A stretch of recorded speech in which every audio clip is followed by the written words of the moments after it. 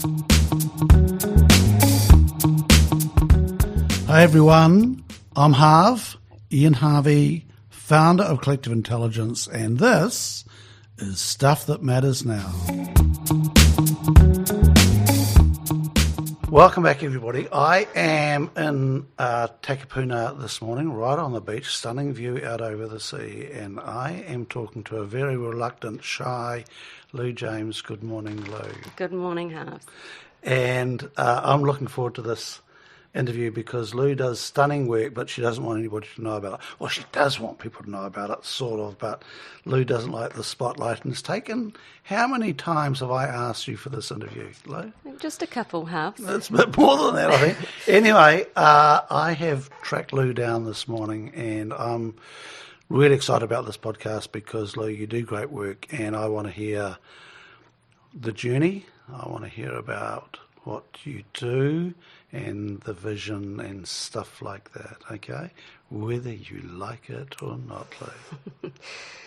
Excellent. Excellent. Okay, so typical Kiwis, we can be very, very shy about our accomplishments. So, Lou, you are the founder of what?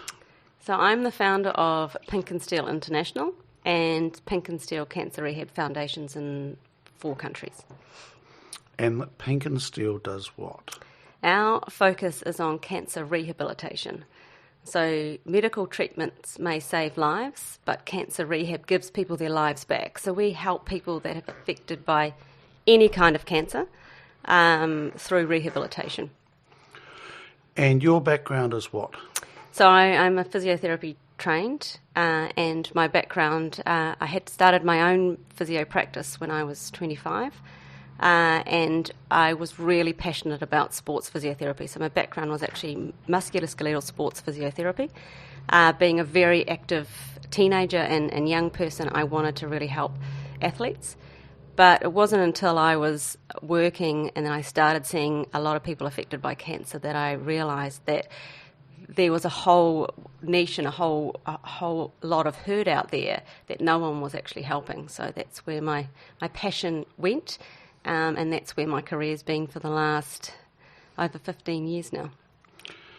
So sport physio would be pretty cool. Like it would be pretty, there'd be a bit of glam with it? No, it's very tough. It's not glamorous at all. I mean, you're dealing with athletes and they are, they're very passionate. They're very determined to get back to the sport that they love, to achieve the goals they want to achieve. And as a physio, your job is to obviously help them do that. But it's not glamorous at all. Oh, okay. Sure, I'm good at this. So, Lou, what was there a moment in time? Was there a one moment, or was it a number of things? I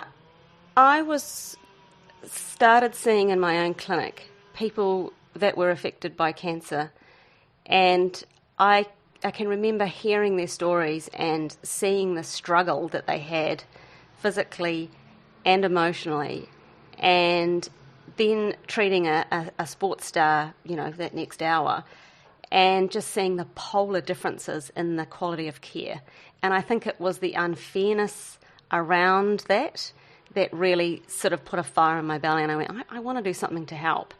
And then it was really the contrast in the reward that I was getting. So when I could help someone affected by cancer who was going through such a tough time, they said it was life-changing. And they said, Lou, you've changed my life. And I was thinking, this isn't rocket science, but I'm able to use my skills that I've, trained for and worked hard on to actually make a huge difference to someone's life. And that's what I want to do. That's why I wanted to be a physio. I wanted to make a difference to someone's life.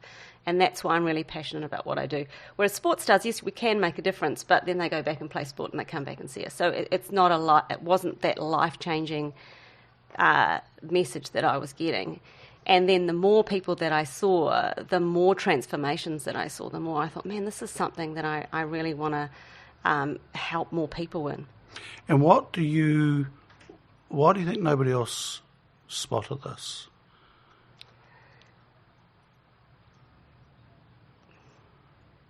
I think it's taken a long time for oncology rehab to get to where it is now. It's way more recognised now worldwide, and I think it's taken time because people are so focused on the treatment with cancer. So cancer is a life-threatening disease.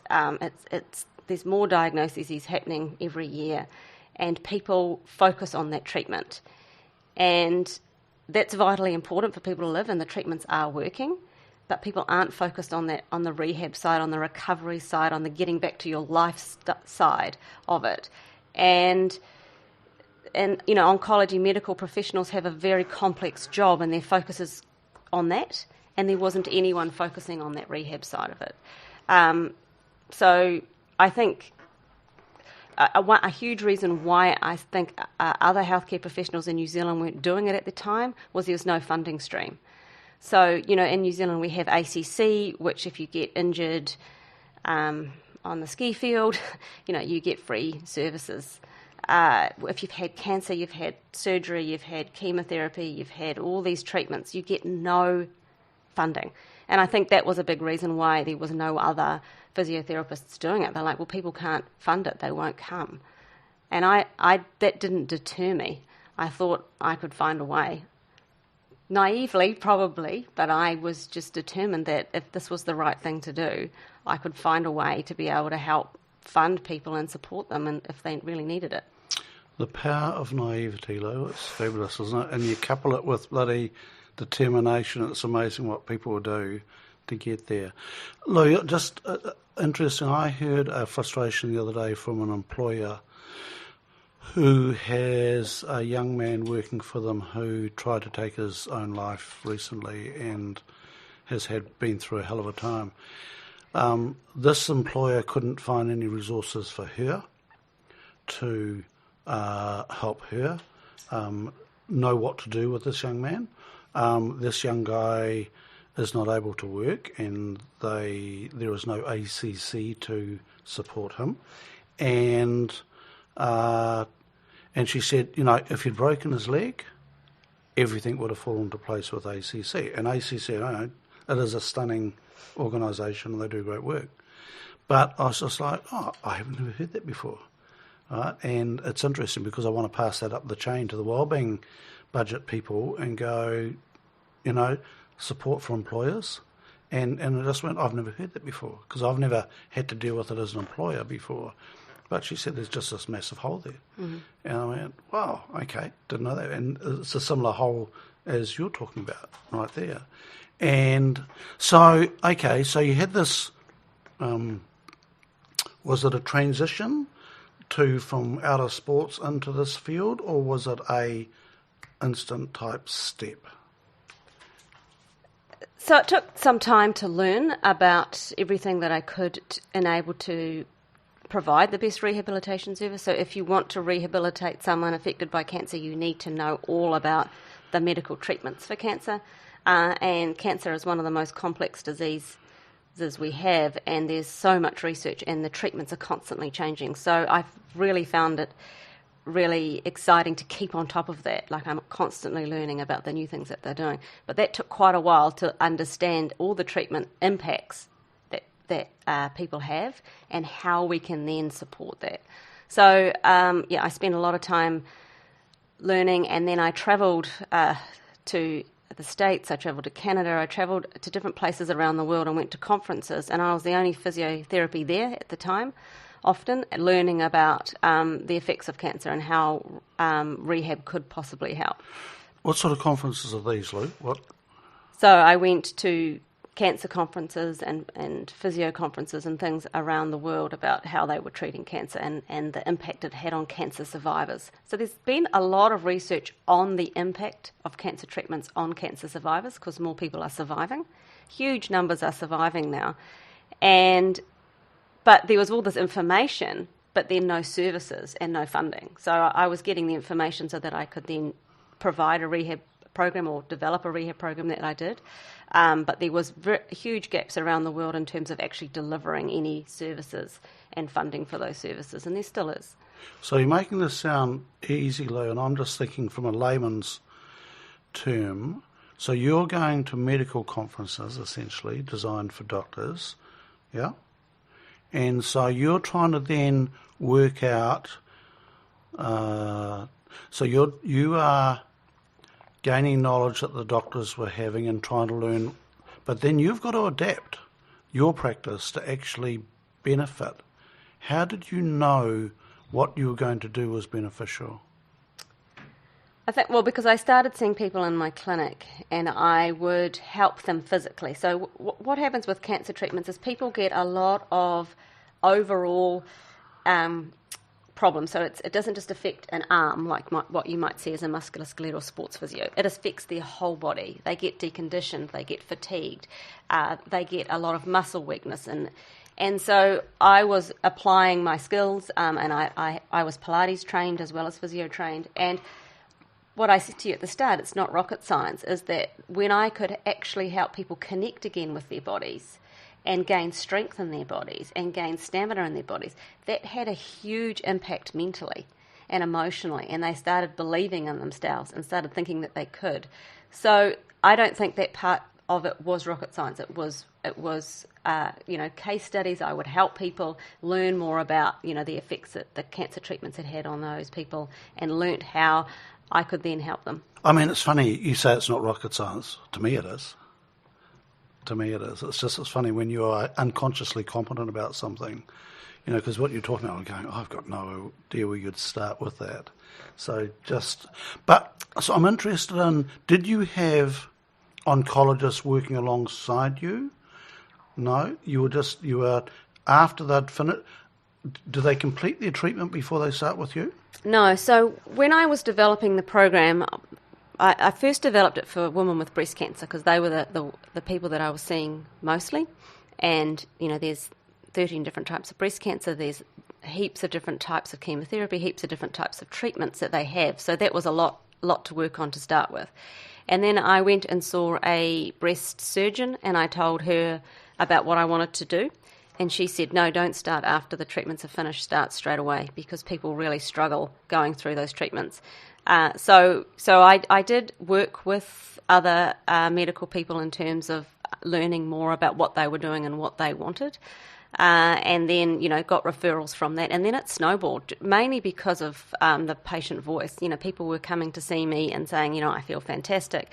And they were reporting that back to their medical professionals. So I just started with me in my physiotherapy practice in Auckland. And soon I had people from all over Auckland coming to my practice. And I gave them a lot of time. So I gave them time to share their concerns. And I think that's probably one of the biggest ways I actually learnt, because I sat and I listened, and I really listened to their concerns. And what I was hearing was no one else had had the time to listen to their concerns. The surgeon they'd removed the cancer, and that was great. The oncologist was delivering the best treatment so that they could live. But no one was listening to their concerns about what that was actually doing to their lives, what that was doing to their families, what that was doing to their ability to go and work, what that was doing to their ability to do anything that they enjoyed. And I listened to that, and then I developed my rehab around what was important to them, what their concerns were, what was going to make them feel better. And it was taking that time and listening to so many different people that I think I got better at understanding how rehab could help, and that's when I developed my own program. How did you resource yourself personally through that time? Because I'm guessing that was pretty tough for you at times. Resource myself in terms of emotionally to cope with that. I think there were really difficult stories that I hear, and I still hear, and it will always affect me. I mean, I'll never get used to the impact that cancer has on people and on their families. And not everyone survives. People do get worse, and that's really, really hard. And it's really hard when it affects, my own loved ones and my friends' loved ones. So that will always be hard. I think for me, there's a lot of positives in rehab. And that what keeps spurring me on, and not just positives to the individual affected by cancer, but everyone that loves them and supports them. If affects someone that you love, it's such a difficult place to be. You don't know what to do to make it better, but rehab can help that person as well because it's involved in something positive. It's like, okay, let's do this.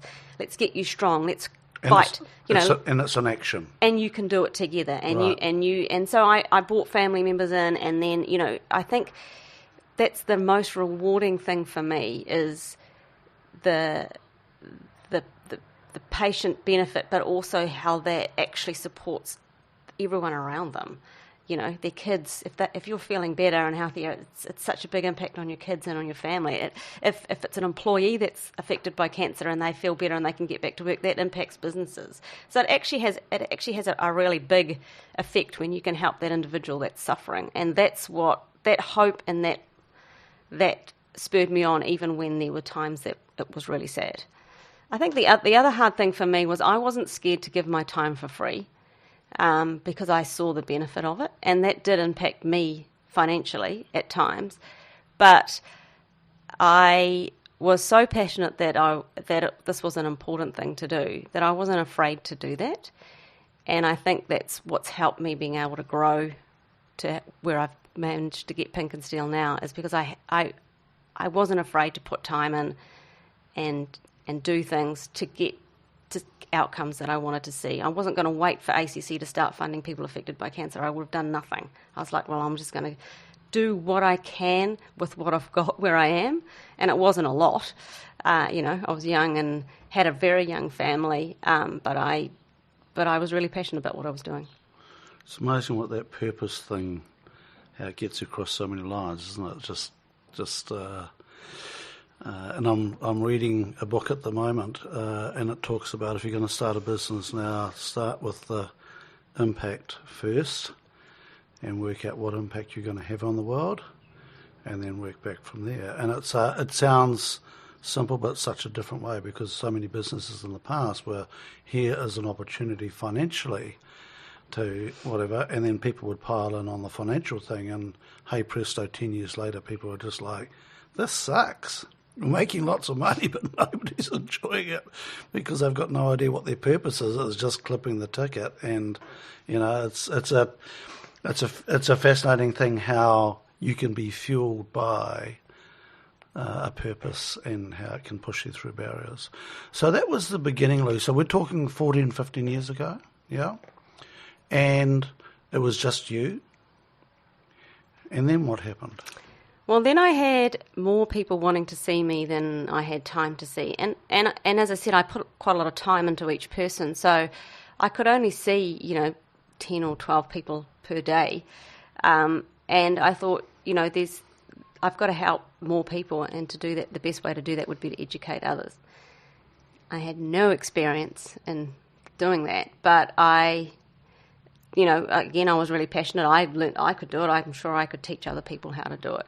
So I brought people on board. So I brought experts in oncology for the teaching, because they were experts in their field. They're experts at, what the treatment side of cancer was. And then I taught about the rehab side of it.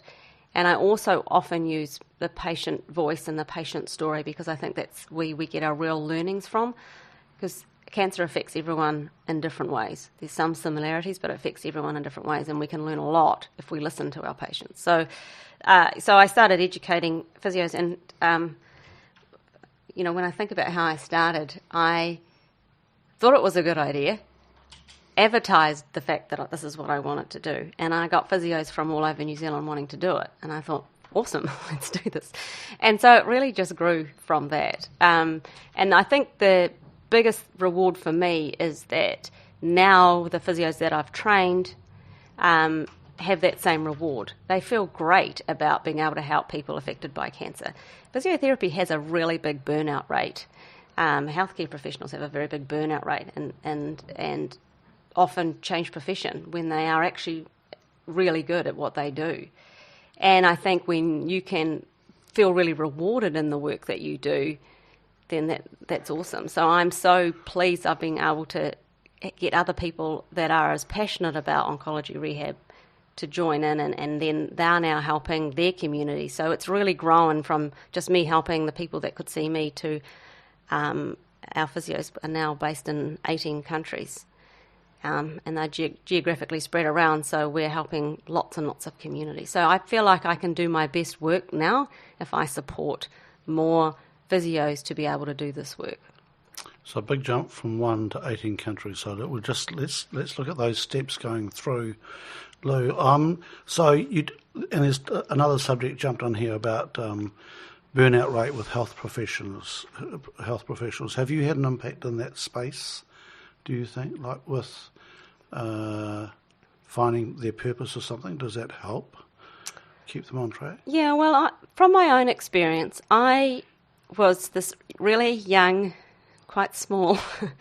You're still young and small in my realm. Athletic teenager, and I really wanted to be a physio from about 14. It was like, that's what I wanted to do. I was a triathlete. I represented New Zealand.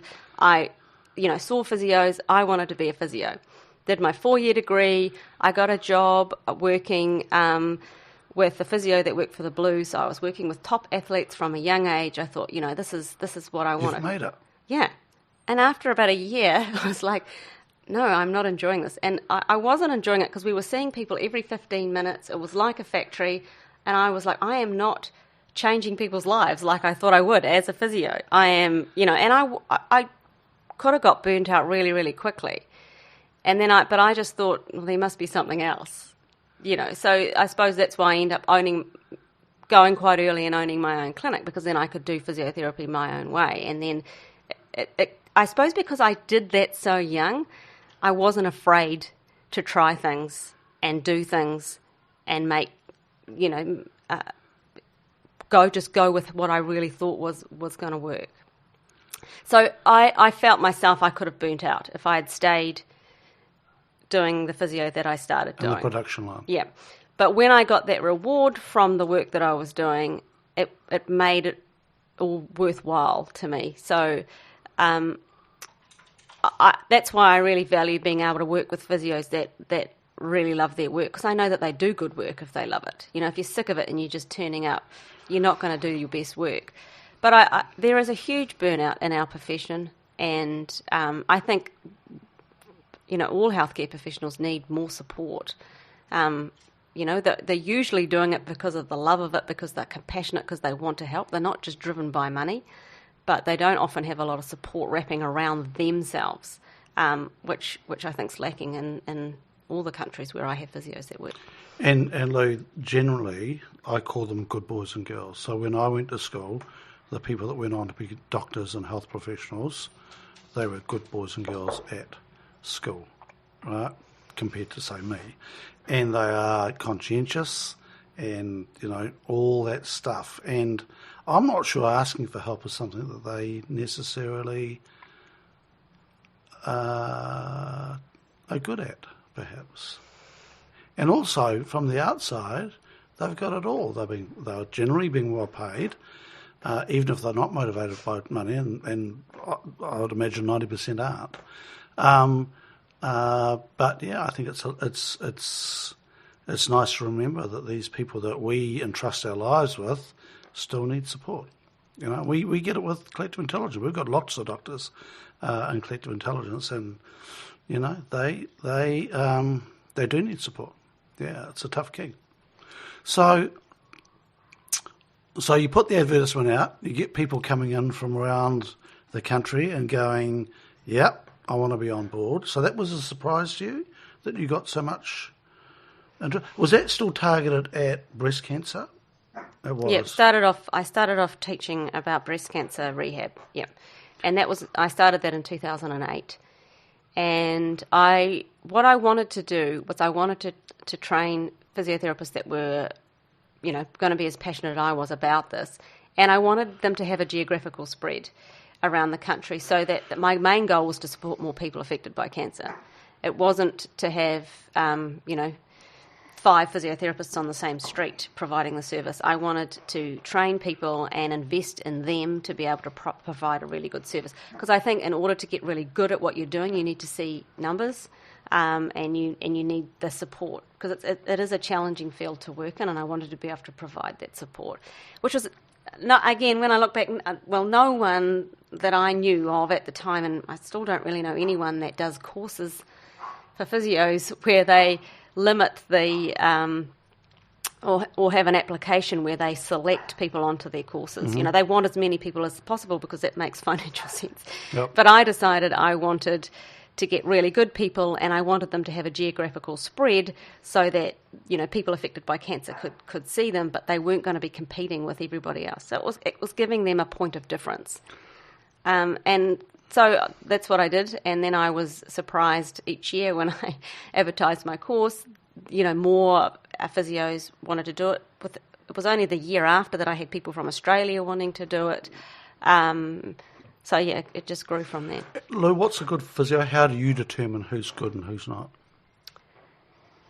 In my application? Yeah. Well, I think experience matters when it comes to oncology rehab, because it's very complex, and it's not, as I mentioned earlier, it's not just, you know, I've got a sore shoulder and it's not moving. It affects people's every system in their body, and there's a definitely huge mental component to oncology rehab. But it's their experience, and their compassion has to come through in their application forms about why they're wanting to get into this field and what's motivating them. Often now in my applications, people share their own cancer stories. I've had a lot of therapists that have had cancer themselves, or close family members have had cancer, and that's probably one of the biggest drivers. People that they know have had cancer, and as a physio they didn't know what to do to help them, and they thought, this is an area that I could be using my skills, and I don't know how to help. So that they, you know, so people that show that they have a driver and a reason of why they're wanting to help is I think is important, because it's not a money spinner. So, Lou, and so the initial target was New Zealand. You've got people who are passionate about making a difference. Just before we go on, so with breast cancer, what sort of treatment do they get from you to make their lives better? What is it? Because I know a number of people that have been treated by your Pinc and Steel practitioners, and I know it's made a huge difference. But what do they do? So it depends when in the phase of the cancer diagnosis people come and see us. So actually now a lot of people are coming pre-surgery, which is actually the best time to come if you can, because if we can strengthen you and let you know what's coming, and you're prepared for that, then you seem to cope with that a lot better. You know, if you understand the impact that the surgery is going to have, what you can do to help yourself before you have it, that's really good. Lots of people then come after their surgery. If they come straight after their surgery, then we're dealing with what's happened with the surgery. And that very much depends where the cancer is, how big the cancer is, if they have to remove lymph nodes. So it's all determined on exactly what's gone on for that person. It's not a cookie cutter approach. This is what we do at this stage. It's very dependent on the individual in front of us. So often, obviously after surgery, there's a lot of pain, there's a lot of scarring. People have difficulty moving their arm, and a lot of this stuff they aren't actually thinking about. That's the big difference between physiotherapy or rehab with like orthopedic type surgery and then cancer surgery. Orthopedic surgery, you normally have to wait in a big lineup. You know you're going to have your knee operated on. You know you're going to need 6 months of rehab afterwards before you can get back to golf or whatever. With cancer, it's a massive shock normally. People don't know that they've got it. They find out it's a real race to get their surgery and their treatment done. And all they're thinking about is get it out, cut it out, get rid of it. And they're not thinking about that rehab phase. So often they wake up in the hospital completely in shock about how little they can move and how in pain they are, or all those sorts of things. So that's why I said it's great if we can see them before. If we can't, then we help them with that, you know, getting that arm moving again. And as I said earlier, the focus of the oncology medical professionals is very much on getting rid of the cancer. And our focus is on helping you then live. So if they've had surgery, we tell them the things that they can do to help them recover. You know, what this is what you should be doing with your arm or whatever's affected. This is what you should be delegating to your family to do, or all those people that are saying they want to help. This is what they should be doing to help you, and this is where you need to focus to try and get yourself through this. Because normally, as soon as that they've recovered from the surgery, often they'll have to go into chemotherapy or radiotherapy, or they're hit with another thing. And again, if we can see them before they do that, we can prepare them and we can give them things that they can do that'll make that time that they're undergoing chemotherapy or radiotherapy easier. You know, it's so difficult when those treatments aren't just killing the cancer cells, they're killing all your good cells. You know, all this stuff is going into your body to get rid of this cancer. And if you can do exercise and you can do strength stuff and you can do these things that counteract what some of that cancer treatment's doing, you just feel so much better going through and you feel so much better coming out the other side. Some people see us during chemo and we see them weekly and we keep them active. So one of the big changes that's happened since I've been in oncology rehab is the amount of research on the benefits of exercise for the health of people affected by cancer. And so since 2010, there has been a 281% increase in the number of exercise studies addressing that. And there's been over 900 randomised controlled trials showing a clear benefit from exercise. And that's a survival benefit as well as a huge amount of health outcomes. You get less severe symptoms if you can exercise during your chemo. You get less fatigue, you get less nausea, and often you have a way less mental impact as well. So there's huge benefits, but also benefits in reducing the effect of long-term side effects of cancer treatment. So people that are affected by cancer have an increased lifetime risk of developing osteoporosis, cardiovascular disease, diabetes, metabolic syndrome, and another cancer diagnosis. So if we can get them exercising, then we reduce all of those things without them having to take drugs. And it might sound, oh, well, yeah, that's easy, people can go and exercise themselves. But it's a very difficult thing to do when you're feeling fatigued, tired, you've lost all confidence in your body. They often lost all connection with their body. There's people we see that can't even look at the scar or the area where the cancer's removed, and they don't feel like they used to, and often if they don't feel safe, they don't do anything. So we again tailor it for that person, and we help them build their strength and build the things so that they can get back to living their life. So, you know, cancer doesn't have to be a death sentence anymore, but people want to be able to live. And even now, we see people with very end-stage disease. So again, our treatment changes for that, but a lot of the time now, even if you've got bone mets, brain mets, lung mets, rehab can be very, very important in your quality of life. You know, and that's super important. When you've got less days on the planet, you want to have some quality in your life. You want to be able to get out of your chair. You want to stay independent. You want to be able to do things for yourself, and that's what rehab does. So rehab's quite hard to describe in terms of simply what is it, because it is determined on what stage someone is in their cancer journey, and what is important for them to get back to. You know, we have elite athletes that are trying to get back to sport. We have grandmothers that want to be able to go and pick up their grandchildren, or we have people desperately trying to get back to work, and our focus is to be able to help get them back to achieve the goals that are important to them. And often what we find is they can end up progressing and can often achieve things that they couldn't before their cancer diagnosis if they get support, and that's a hugely rewarding part to be involved in. I was just thinking that.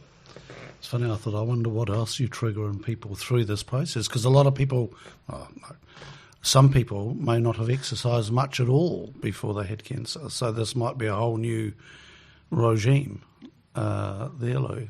And I think that's what cancer diagnosis often does to people, is makes them realise what's important in their lives, and it's really great to be able to help them get back to that. What impact has it made on you in this space, Lou? How have you changed as a person working in this space?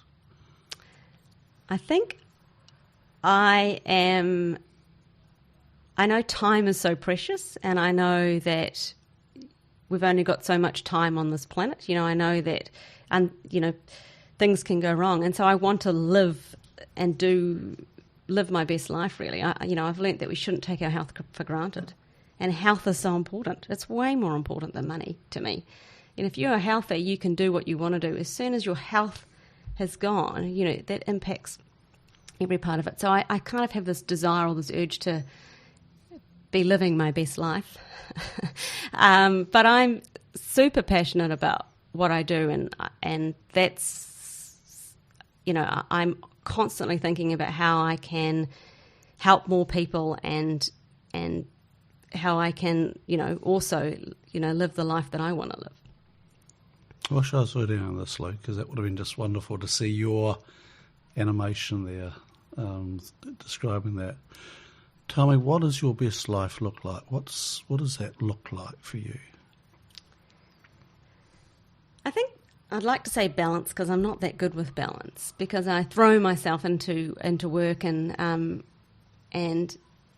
which is important. But I find at times oncology is overwhelming, and times I need a break. And as I've aged and worked in this field for Lou, longer, don't say that, it's pissing me off, okay? As I've worked in this field for longer, I've realised that I also need time away from oncology and time to do things that I like. And I used to feel guilty about doing that. I think being business owners, it's very hard to take time off and not feel guilty about it.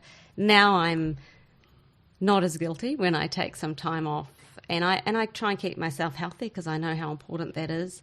I try and practice what I preach in terms of my own body. I like to spend time with people that are important to me, because you can't get that back. So, and that's a shift from the ambitious young physio working with the Auckland Blues rugby team. Yeah. I think it's really taught me about the things that are important in people's lives, and the little things that aren't important, the little things that a lot of us worry about that really aren't important. And I think that's, what made it difficult when I started working in oncology, and I was also working with other sports people, is that, when you're faced with a life-threatening disease, those things just come to the fore. So, Luke, because you've just made a big life decision recently. Can we talk about that? We were talking about that beforehand. Yep. I'm asking nicely, because I think this is really important, that so many people are on a treadmill, accumulating points on the treadmill, and their life sucks, or they're not fulfilled. That's because it's easy to say, Lou, it's bloody hard to actually make the changes. It's a bit like the exercise, there's a theory of adaptive and technical change. Technical change, here's the exercise, a piece of cake. Actually adapting and doing it, that's tricky, right? So you have adapted your... So can we just talk about that? What have you done recently with changing your life? So we had a large mortgage, and we were definitely on the treadmill of trying to afford to live in Auckland with a blended family with 4 children. And my fiancé was... Oh, congratulations. Thank you. My fiancé was hating his job. And I said, we're doing this all wrong. What is the point of hating your job is terrible. It's where you're spending so much of your time. Let's sell our house, let's get rid of that big mortgage so you can actually do a job that you want. So we're not in pressure to have to just get that pay, the salary every month. You can have the freedom to do what you want. Because I felt like I had done that. I had chosen to do something that I was passionate about over just getting a salary every week. So we did it. We put some more effort into our house. So it was spick and span, and sold it. And now we're just renting at the moment in Auckland, and it's great to see. We've bought into another business, and it's great to see my fiance enjoying his work and loving what he does and feeling reward every day. I think, feeling reward for the work that you do is such an important happiness scale. If you love what you do, then I think that's super awesome.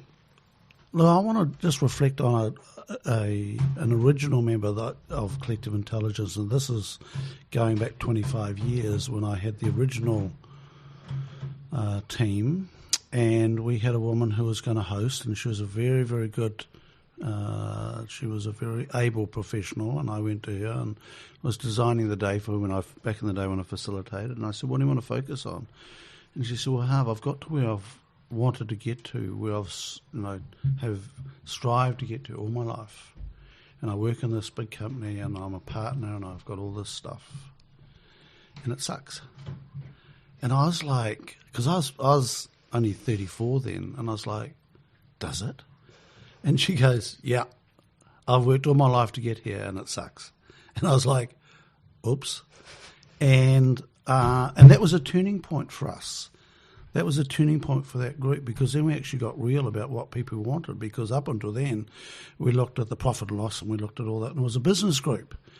And that absolute turning point was with that woman actually coming clean that her life was not being fulfilled. And lo and behold, there's a whole lot of other people on the team as well going, yeah, we're not actually dedicating our life to do what we want to do, we're dedicating to what we should be doing and what other people want to do. And I think it's really hard to give up that 2-weekly check from a corporate or whatever that drops into that. It's bloody hard to get rid of that cocaine. So, well done. And Lou, I'm mindful that the roofers have turned up and the dogs are under control, and I don't want to cut this interview short. I did ask Lou, and while we were getting it, I said, how do you think it's going? She said, I think it's really boring. So, which is absolute bullshit, Lou. I have thoroughly enjoyed it. So, Lou, then you started, you've got physios around New Zealand, right? Yep. Going back. And then how do you turn that from that to 18 countries? I think I add value to those physiotherapy practices and to their lives, as I said. And I've been very determined that my decision to teach them was so that they could help more people affected by cancer. Very clear on that, not just to train anyone that wanted to train. And so they've got reward from it. They've got a point of difference in their communities. No one looks badly on someone trying to help people affected by cancer. And so it's grown from there. So, yeah, I mean, I think because of social media and now, when we can put our messages out, it can go around the world, and cancer affects people all over the world. That's how it's grown. I mean, I thought that, in the UK they would have had oncology rehab sorted. I thought in Canada they would have had it sorted. But then the same problems are all over the world. There is a lack of services. There's a lack of funding for cancer rehab. There's a lack of awareness about what it is. There's more people being diagnosed with cancer every year. There's more people surviving cancer every year. And there's more research to show the benefits of it. So, but no funding. Yeah, limited funding. So, again, I started, as I said to you, I thought that I could try and help with funding, and I naively thought that I could. So I started a foundation in New Zealand in 2006, absolutely no experience. And when I was young, I was the worst person for asking people for money that I think existed. I couldn't even ask neighbours to sell my raffle tickets. I just asked my mum. So I don't know what possessed me to want to start a charity. Now I run one in New Zealand, one in Australia, and one in the UK, and one in Ireland. And you've got to ask people for money. And we ask people for money to support people affected by cancer. But what it's done is what I found is that actually giving back makes people have some. It's very good for their own sense of reward, And so what's happens now is a lot of people that we actually help through our programs want to give back to other people going through that. They want to make that pathway for them easier or better if they've had this reward. And I think if you've gone through cancer and you no one knows why you've got it, you're trying to understand, why me, and what am I going to do with the rest of my life? I've survived it. A lot of people want to give back. That's why there's so many cancer charities out there. And so we're providing a vehicle for them to actually give back into their community, so they can give back not just to a massive organisation where they don't know where it's gone. They can give back to a very small foundation which will give that money back to their region. So it's been a really nice cycle to be involved in, and we now have all of the people that we've helped helping other people and sharing that message, and that's increased the awareness of what we do hugely. So, that's again been a really rewarding part to be in now that we are actually helping people, more people also with funding, because I didn't want to have a program that only people that had financial means could do it and people that couldn't missed out. So I'd never wanted that, which is why I started a foundation in 2006. And I volunteer my time to work on the foundations, but I really, again, feel that it offers value. It's the one barrier that exists throughout the world, and if we can try and break that down a little bit and people can get services that don't normally get it, then it's worth doing. And now I have physios in the UK. We've just started our UK charity this year, who are doing all sorts of things to try and raise money and awareness about oncology rehab in their world. One particular physio who lives in Yorkshire is doing 50 dips before Christmas. This is in freezing England. I haven't told her how close I live to the water and how much warmer the water is. Good thing is we can take a photo of that. So she'll be listening to this, Lou, and going, Lou could be doing it, but she's not. No, I am involved in lots of things at house. But no, I'm just saying that's the passion that we have in our network. We have this great passion of these physios now that have seen this, and they've seen, like I saw, the unfairness of people that miss out, the unfairness of the NHS where these people aren't getting any services, the unfairness in New Zealand or wherever it is. And they are so passionate about it that they also want to help. And that's the most rewarding thing to me, that I've been able to share that passion with other people, and they are doing these things in other countries to support people that really need that care.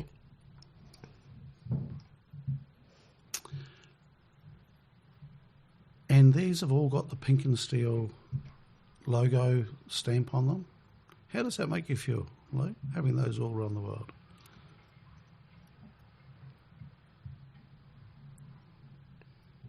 I'm really proud of the fact that I've been able to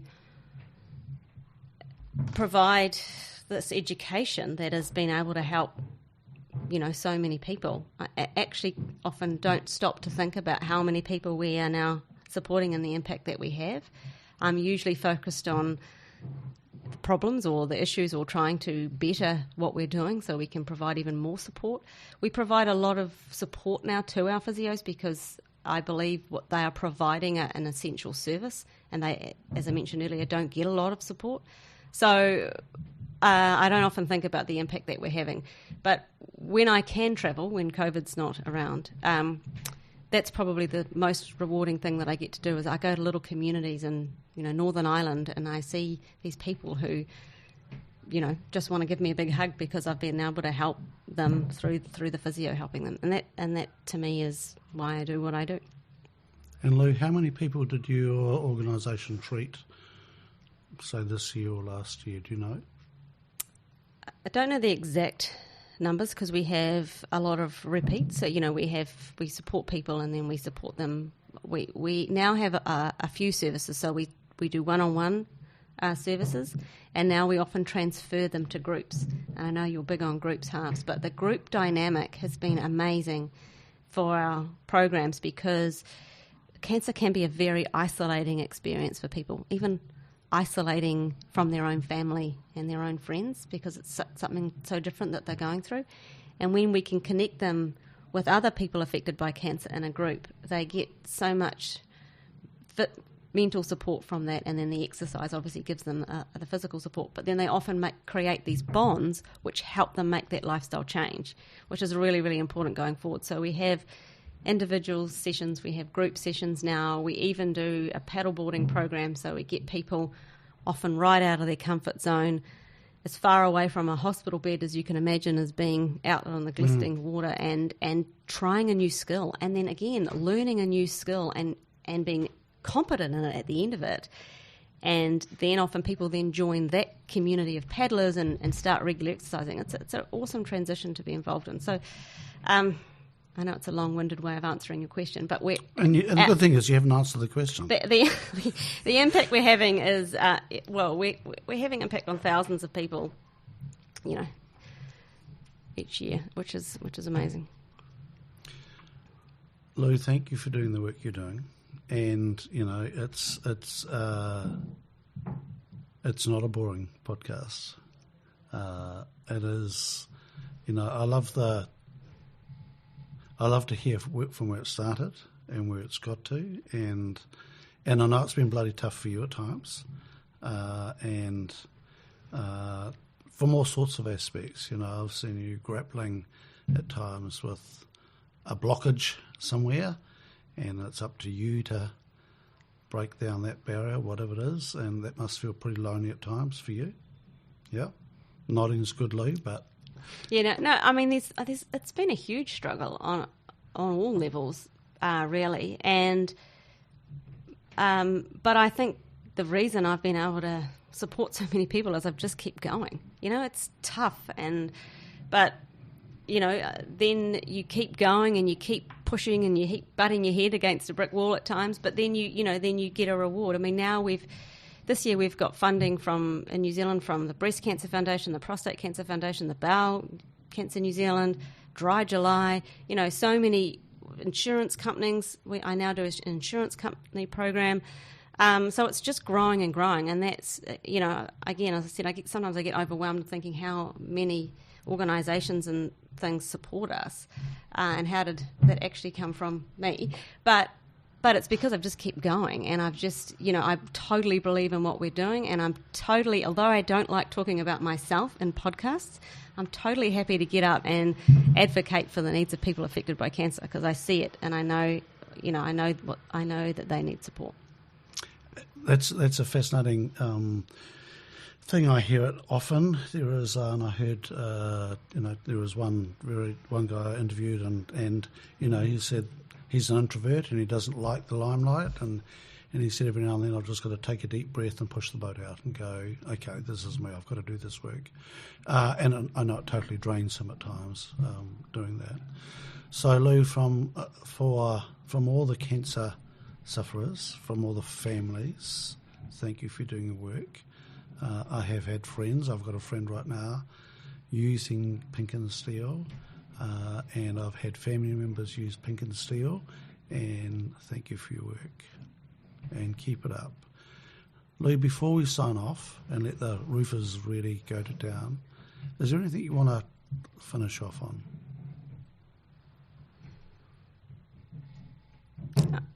My main message really that I would want to get across is that if you know anyone affected by cancer, whether it's a recent diagnosis or even years ago, if they haven't had rehab support, or they're not getting back exercising, or they're not able to do the things that they used to enjoy, and you're worried about them, make sure they get support, because there is support out there now. And if they've had a little bit of support but they need more, get it. There's a huge mental side of cancer that affects people for a long time as well. And even a lot of the time we see people down the track, every pain that they get, they think it's their cancer coming back. Yep. And physios are really, really good at assessment. So they can assess and tell, that's just a shoulder injury, it's an overuse injury, or no, look, we're worried about that, let's get a scan. Because, secondary prevention should be just as important as the first prevention. So if you're worried about someone, make sure that they seek help, and physios are really skilled in what they do. So one thing that I've learned from my own experience with collective intelligence is that we've actually got a lot of collective intelligence within our group of physiotherapists around the world. So we have physios that are experts in lymphedema treatment, physios that are expert in pain management, physios that are expert in all different types of things in their own life experience. So we're now using that collective intelligence, if I'm allowed to use that word, of our groups to do case studies. So I have regular Zoom meetings with physios all over the world, and we discuss difficult cases, and we use our collective intelligence to try and help really complex cases, and also to help people with grief, all sorts of aspects of the difficulties of working in oncology rehab. We now use our group as a real good support for each other. So that's one really great plus of being involved in your groups, Halves. And Lou, the key words there are complexity, because we've learnt through other people's research, because we're not resourced to do research, but other people's research is collective intelligence is bringing different people together from different views. Different views cut through complexity. It's a thing. And that's the thing we see so often within teams, is that, it's a fascinating thing, is that the more views you can bring to the table to sort out a complex bloody problem, the more chance you are to actually get a result. Yeah, and a lot of our physios actually work in isolation. Like even physios within a hospital setting in oncology are often the only rehab person in the oncology team, so they're actually still in isolation. And our physios in private practices often don't work with other physios. They're in competition with other physios. So it's not a normal approach that you share your wisdom and you share your ideas and you work together in this field. So I'm really proud of the fact that I've been able to bring our team together and make them closer and actually get them to support each other. And they support people, in several countries, and that at the end of the day gets better outcomes for our cancer patients. Cool.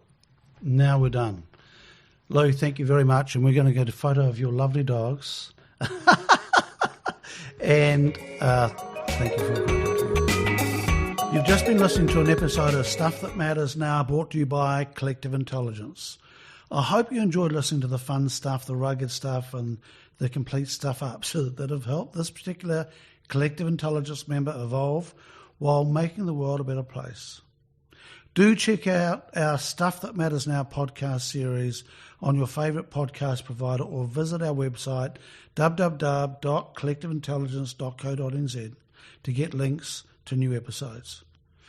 Contact us if you want to learn more about how we can help you evolve yourself and others. Thanks for listening.